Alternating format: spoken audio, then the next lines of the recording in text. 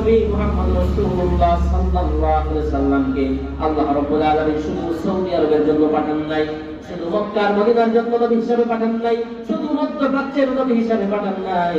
রব্বুল আলামিন বলেন, ওয়া মা আরসালনাকা ইল্লা রাহমাতাল লিল আলামিন। রহমতে আলম নবী নূরে মুজাসসাম, বলেন না, রহমতে আলম নবী নূরে মুজাসসাম, সাহাবীরা আতর বাগাই ওই নবীজির নাম। বিল্লাহি তাকবীর, সুবহানাল্লাহ।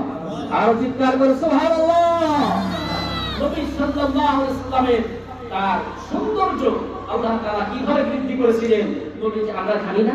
নবীজি সাল্লাল্লাহু আলাইহি ওয়াসাল্লাম যখন ঘামতেন, সাহাবীরা ছোট্ট ছোট্ট বোতল শিশি দিয়ে নবীজির ঘাম মোবারক এভাবে করে তারা শিশির মধ্যে নিয়ে রাখতো, আর তারা আতর হিসাবে, স্প্রে হিসাবে, বডি স্প্রে হিসাবে, আতর হিসাবে, পারফিউম হিসাবে এই ঘামকে ব্যবহার করতো। সুবহানাল্লাহ।